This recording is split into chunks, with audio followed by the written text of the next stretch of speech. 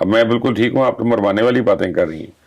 मैंने मैंने तो नहीं एलॉन मस्क को ऑफर की थी, मैंने तो कहा था कि पाकिस्तान को चाहिए कि उसको ऑफर करे, मैंने ये कहा ओह था। यस यस यस, एक ही बात है कि हम बीइंग नहीं नहीं, एक बात पाकिस्तानीज, नहीं, मेरे पास कोई ओहदा नहीं है कि मैं उसको ऑफर करूं। लेकिन आपकी बात उन तक पहुंच सकती है and he can think twice over this हाँ वैसे कि ना वी ही आर आए अभी तो वेलकमिंग। अच्छा है पाकिस्तान। लेकिन आप बताइए क्या चल रहा है, वाकई इन्वेस्टमेंट्स जो है वो शिफ्ट कर रहे हैं चाइना, देखिए इंडिया, एलॉन मस्क जो ब्राजील? है ना वो काफी सीरियसली चाइना के लैब में गया स्टारलिंक वगैरह लेके, और ये अमेरिकन डिफेंस इंडस्ट्री के लिए बहुत झटका है, और उन तमाम नेटो कंट्रीज के लिए जो स्टारलिंक नेटवर्क के ऊपर रिलाई करते हैं राइट। कि अगर वो चाइनीज लैब में जा रहा है तो फिर उनका जो डिफेंस डेटा है, सैटेलाइट कम्युनिकेशन है सारा, वो तो एक्सपोज हो गया।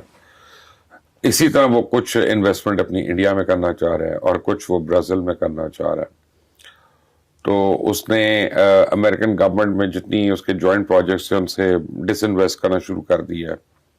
स्पेस एक्स प्रोग्राम जो है उसको पुल बैक कर लिया उसने नासा के साथ और अमेरिकन गवर्नमेंट के साथ। तो उसके काफी रेपरकशंस होंगे, और मेरा ख्याल है कि चलें चाइना तो बच जाएगा, चाइना का तो कोई कुछ नहीं कर सकता, लेकिन ये है कि इंडिया जैसा मुल्क जो है ये फ्राई हो जाएंगे।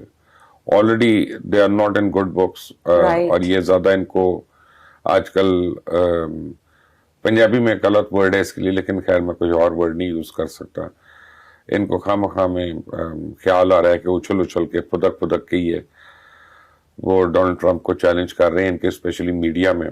Nudging them. हाँ, तो वो जिस वक्त उसने स्ट्राइक किया ना, इनकी चीखें निकल जानी है। ऑलरेडी एक अमेरिकन कांग्रेसमैन ने एक बिल इंट्रोड्यूस किया है अमेरिकन कांग्रेस में, अभी वो पास नहीं हुआ है, कि इंडिया के ऊपर टैरिफ जो है 50% कर दें, क्योंकि वो 50%? जी, क्योंकि वो अभी भी रशिया से ऑयल इंपोर्ट कर रहा है, ओह आई सी। और रशिया पे तो सैंक्शंस अमेरिका ने लगाई हुई है। राइट। तो इंडिया इज वायलेटिंग दैट, तो India should pay for that.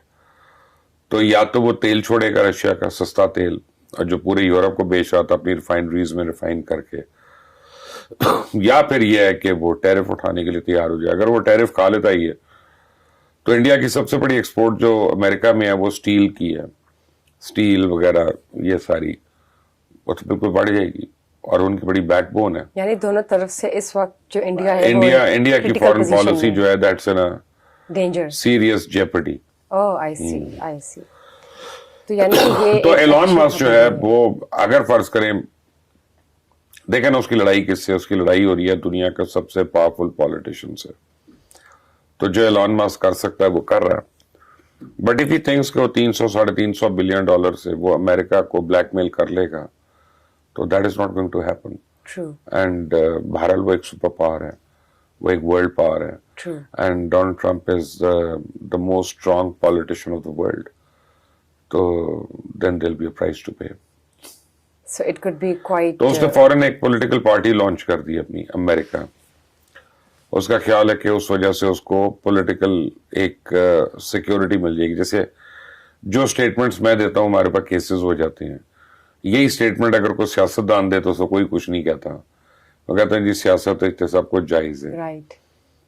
तो एलॉन मस्क ने मे बी एक कवर के लिए उसने आके वो फॉरेन पॉलिटिकल पार्टी अपनी लॉन्च की है, और रातों रात एज अ रातों रात शील्ड। पैसा तो है ना जी, कर सकता है उसको, लोग भी मिल जाएंगे।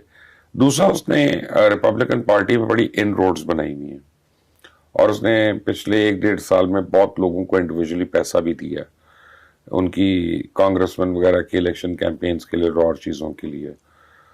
सो ही वुड बी कॉन्फिडेंट कि मैं एक सीरियस डेंट डाल सकता हूँ रिपब्लिकन पार्टी में। डेमोक्रेटिक पार्टी तो उसको एक्सेप्ट नहीं करेगी। So he has no option but to go independent, either to go independent or to launch a party. And he can do that, He can obviously. do either of them.